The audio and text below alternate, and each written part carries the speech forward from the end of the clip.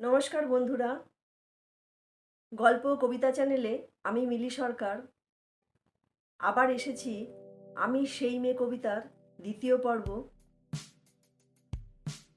ভালোবাসার ছোঁয়া নিয়ে। শুরু করার আগে একটা কথা, যদি তোমাদের পড়ে একটু ভালো লাগে প্লিজ একটা লাইক, একটা শেয়ার, একটা কমেন্ট করো।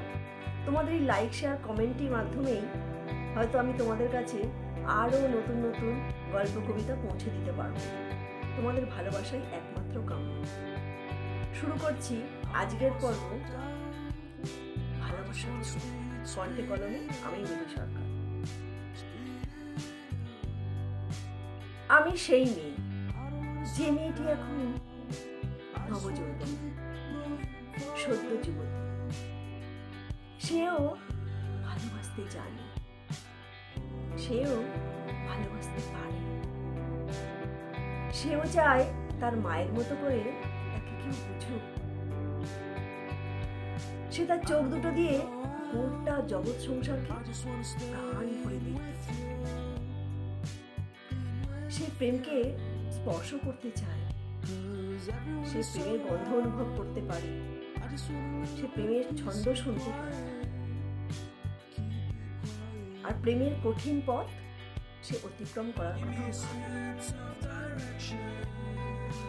গভীর রাতে তার ঘুম না আসা চোখ দুটো যখন লক্ষ্য তারার ভিড়ে অপলক দৃষ্টিতে তাকিয়ে থাকে, তখন তার মনটা যেন কোথায় হারিয়ে যায়। আর সেই হারিয়ে যাওয়ার সাথেই থাকে কত ছন্দ, কত তার। আমি সেই মেয়ে, রাঙা পলাশ বনের পথে কখন যেন হারিয়ে যাওয়া, অবচেতন মনের সাথে কখন অভিমানী কথা কওয়া, সোনালি হালকা রোদ ভোরের আকাশে ছড়িয়ে দেওয়া। আমি বোধহয় সেই মেয়ে, খোলা আকাশের নিচে দাঁড়িয়ে দাঁড়িয়ে বৃষ্টির ফোঁটা গোনা, অপলক দৃষ্টিতে কখন যেন হয়ে যাওয়া আনমনা। আর বিভোর হয়ে টিনের চালে ঝরে পড়া বৃষ্টির শব্দ গোনা। আমি যেন সেই মেয়ে, দুপুরবেলা রোদের তাপকে আঁচল দিয়ে ঢেকে রাখা, ছায়া ঘেরা পথে গুটি গুটি পায়ে হেঁটে অবাক চোখে তাকিয়ে থাকা, বিকেল গড়ানো ফিকে রোদ আপন মনে গায়ে মাখা।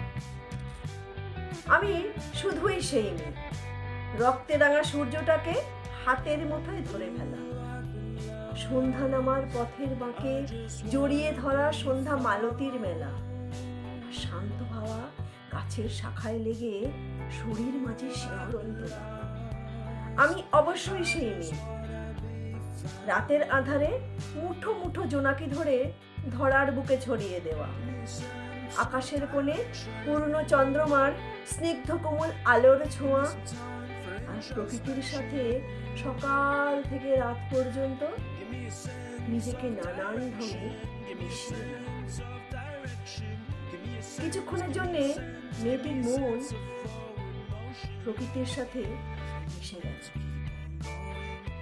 মেয়েটা যখন চেতনা আসলো, সে দেখলো সে বিছানাতেই শুয়ে আছে, আর তার ঘুম চড়ানো চোখ দুটো আস্তে আস্তে ঘুমে ঢলে পড়ল।